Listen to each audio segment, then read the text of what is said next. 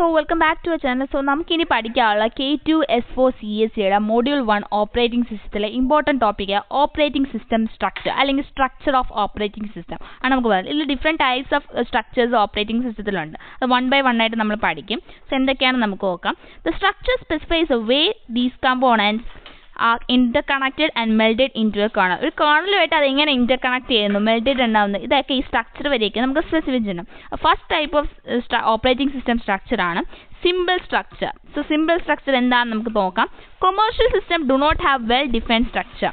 OS started as small, simple and limited system and they grew beyond original scope. MS-DOS was designed and implemented to provide the most functionality in the least space because of the limited hardware on which it can. So in MS-DOS it is not divided into modules carefully.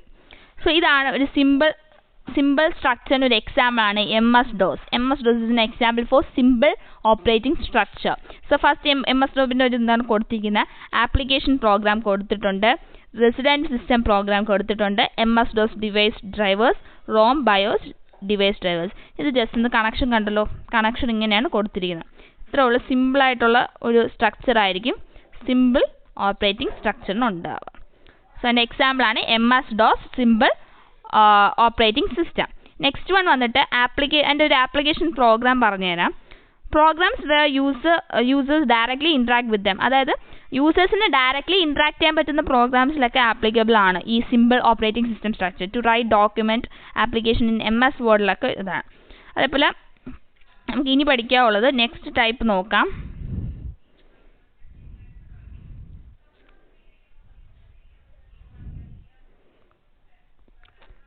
ഈ നമ്മൾ പറഞ്ഞില്ലേ simple operating system structure, അതിൻ്റെ main ആയിട്ടുള്ളൊരു advantage എന്താണെന്നാണ് ഇവിടെ കൊടുത്തിരിക്കുന്നത്. Main advantage എന്ന് പറഞ്ഞാൽ more functionality in less space ആയിരിക്കും. നമ്മൾ നേരത്തെ ഫിഗർ കണ്ടില്ലേ, MS-DOSന്റെ ഫിഗറിൽ കണ്ട് ലെസ് സ്പേസ് ആയിരിക്കും, പക്ഷേ മോർ ഫങ്ഷണാലിറ്റി അതിൽ കാണും. അതുപോലെ ലെസ് കോംപ്ലക്സ് ആണ്. എന്ന് വെച്ചാൽ അതിന് കോംപ്ലക്സ് ആയിട്ടുള്ള സ്ട്രക്ചർ ആയിരിക്കത്തില്ല സിമ്പിൾ ഓപ്പറേറ്റിംഗ് സിസ്റ്റത്തിൻ്റെ സ്ട്രക്ചർ.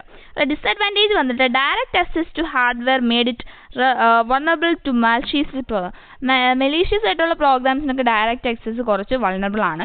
അതുപോലെ application program would get crash it whole system get affect. Application പ്രോഗ്രാമിൽ എന്തെങ്കിലും ക്രാഷ് സംഭവിച്ചാൽ ഹോൾ സിസ്റ്റത്തിലും ക്രാഷ് സംഭവിക്കാനുള്ള സാധ്യതയുണ്ട്. ഇതാണ് അതിൻ്റെ ഡിസഡ്വാൻറ്റേജ്. നമുക്ക് നെക്സ്റ്റ് നോക്കാം. നെക്സ്റ്റ് വന്നിട്ടുള്ള ഓപ്പറേറ്റിംഗ് സിസ്റ്റം സ്ട്രക്ചറാണ് ലെയേർഡ് ആയിട്ടുള്ള അപ്രോച്ചാണ് next one. So it is very important layered approach. And one method of modularization is the layered approach. ഒരു നമ്മൾ പറഞ്ഞില്ലേ മൊഡ്യൂൾസ് ആയിട്ടുള്ള ഒരു അതായത് നമ്മൾ നേരത്തെ പറഞ്ഞ ഫംഗ്ഷനാലിറ്റി ഉണ്ട്, ലെസ് സ്പേസ് ആണെങ്കിൽ മോർ ഫംഗ്ഷനാലിറ്റി ഉണ്ട്. ഇത് മൊഡ്യൂൾ ബേസ്ഡ് ഫംഗ്ഷനാലിറ്റി ആണ് ലെയേർഡ് അപ്രോച്ചിൽ വരുന്നത്. In which the OS is broken up into, ഈ ലെയേർഡ് അപ്രോച്ചിലാണ് OS എന്ത് ചെയ്യും, broken up into number of layers. പല ലെയേഴ്സ് അല്ലെങ്കിൽ ലെവൽസ് ആയിട്ട് OS broken up ചെയ്യും. Each built on top of a lower layer. അതിൽ ടോപ്പ് ബേസ്ഡ് ഏറ്റവും highest first lowest അങ്ങനെ ഒരു ടോപ്പ് ടു ലോവർ ലെയർ ആയിട്ടായിരിക്കും അത് ബിൽഡ് ചെയ്തിരിക്കുക.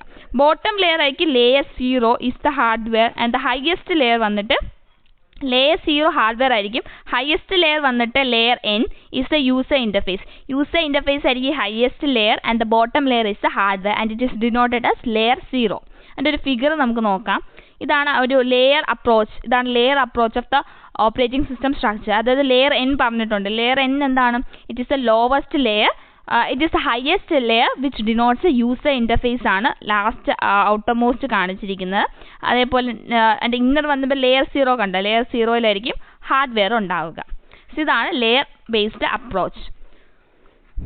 ഇതിൻ്റെ അഡ്വാൻറ്റേജസ് ആൻഡ് ഡിസഡ്വാൻറ്റേജസ് നമുക്ക് നോക്കാം.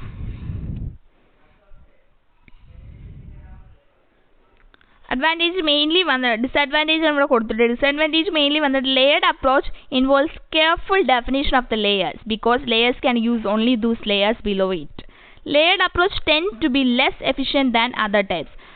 മറ്റ് ടൈപ്സ് വെച്ച് കുറച്ചും കൂടി ലെസ് എഫിഷ്യൻ്റ് ആയിരിക്കും ലെയർഡ് ടൈപ്സ് എന്നാണ് പറയുക. അതിൻ്റെ കൂടുതൽ കാര്യങ്ങൾ കൊടുത്തിട്ടുണ്ട്, ആവശ്യമുണ്ടെങ്കിൽ നമുക്ക് ജസ്റ്റ് ഒന്ന് റീഡ് ചെയ്യുക. മെയിനായിട്ട് 2 ഡിസഡ്വാൻറ്റേജും ഒരു അഡ്വാൻറ്റേജും പഠിച്ചിരിക്കുന്നത് നല്ലതായിരിക്കും. ഓക്കെ, നമുക്കിനി പഠിക്കാനുള്ള നെക്സ്റ്റ് ആയിട്ടുള്ള ഒരു ഓപ്പറേറ്റിംഗ് സിസ്റ്റം സ്ട്രക്ചറാണ് micro kernel.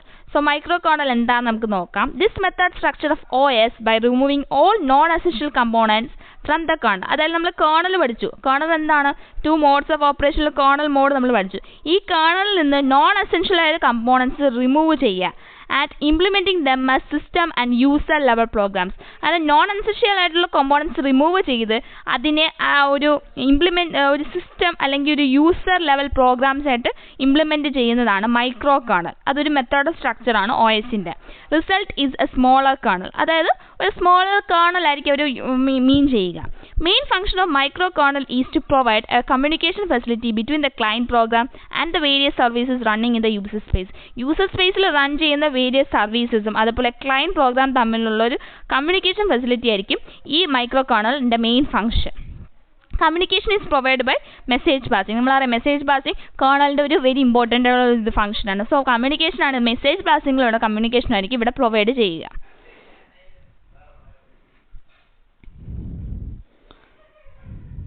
If a client program wishes to access a file, it must interact with the file server. അതേപോലെ client program and the service never interact directly. They communicate indirectly by exchanging the message. Direct ആയിട്ട് അവർ communication കാണത്തില്ല. They communicate indirectly by exchanging messages with the microkernel. മൈക്രോകേർണലുമായിട്ട് messages transfer ചെയ്തായിരിക്കും അവർ communication നടക്കുക client program സെർവറും തമ്മിൽ. Okay, next വരുന്നത് modules very important ആയിട്ടൊരു ഓപ്പറേറ്റിംഗ് സിസ്റ്റം സ്ട്രക്ചറാണ്. അതായത് ഇവിടെ നടുക്കൊരു കോർ കേർണൽ കാണാം. നിങ്ങൾക്ക് കാണാമല്ലേ, ഒരു കോർ കേർണൽ നടുക്കുണ്ട്. ഈ കോർ കേർണലിനെ കണക്ട് ചെയ്ത് ഷെഡ്യൂളിംഗ് ക്ലാസ്സസ് കാണാം, file system, loadable system call, executable formats, stream modules, miscellaneous modules, device and bus drivers. ഇതൊക്കെ കണക്റ്റഡ് ആയിട്ട് ഒരു കോർ കേർണൽ നടുക്ക് കാണാം. ഓക്കെ, അതിൻ്റെ ഡിവൈസ് നോക്കാം. This is the best current methodology four OS design. ഒരു operating system design ചെയ്യാനുള്ള best method എന്ന് ചോദിച്ചാൽ മൊഡ്യൂൾ ആയിരിക്കും. മൊഡ്യൂൾ വെരി ബേസിക് സ്ട്രക്ചർ ആയിരിക്കും ഏറ്റവും best method of for the structure of operating system. ബെസ്റ്റായിട്ട് നമുക്ക് മൊഡ്യൂൾ ബേസ്ഡ് ആകുമ്പം എല്ലാ ഫംഗ്ഷനാലിറ്റി ഒരു കണക്റ്റഡ് ആയിരിക്കും. ഒരു കോർ കേർണൽ നടുക്കും കാണും, അതുമായിട്ട് കണക്റ്റഡ് ഫിഗർ തന്നെ അതിന് ഷോൺ ചെയ്യുന്നുണ്ട് അല്ലേ. The core kernel will only have core functionalities of the kernel. കേർണലിൻ്റെ കോർ ഫംഗ്ഷനാലിറ്റീസ് മാത്രമേ ഈ കോർ കേർണൽ കാണും. And other functionalities are present in the form of modules. ഇത് ഈ വട്ടത്തിൽ കൊടുത്തിരിക്കുന്നത് ഈ ബാക്കിയുള്ള ഈ കണക്ട് ചെയ്തിരിക്കുന്ന എല്ലാമാണ് മൊഡ്യൂൾസ്. ഈ മൊഡ്യൂൾസുമായിട്ട് ഈ കോർ കേർണൽ എന്തായിരിക്കും? കണക്റ്റഡ് ആയിരിക്കും. അതിലായിരിക്കും ബാക്കി ഫംഗ്ഷനാലിറ്റി ഉണ്ടാകുക. നെക്സ്റ്റ് എൻ്റെ ഒരു പോയിന്റ് നോക്കിയോ, മോർ ഫ്ലെക്സിബിൾ ആയിരിക്കും. ബാക്കിയുള്ള ലേയേർഡ് സിസ്റ്റം നമ്മൾ പഠിച്ചു. ലേയേർഡ് സിസ്റ്റത്തിനെക്കാട്ടി മോർ ഫ്ലെക്സിബിൾ ആണ്.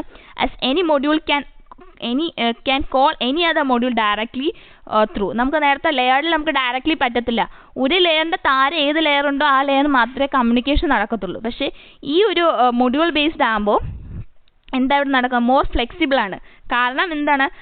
ഏത് മൊഡ്യൂൾ തമ്മിൽ വേണം നമുക്ക് മൊഡ്യൂൾസ് തമ്മിൽ നമുക്ക് കോൾ ചെയ്യാം, കണക്ഷൻ നടക്കും.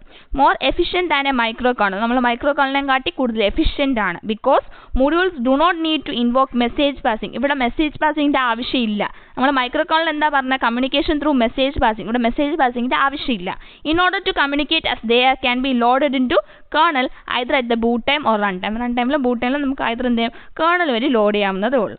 സോ ഇതാണ് മെയിൻലി നമുക്ക് പഠിക്കാനുള്ള 4 different types of operating system structure.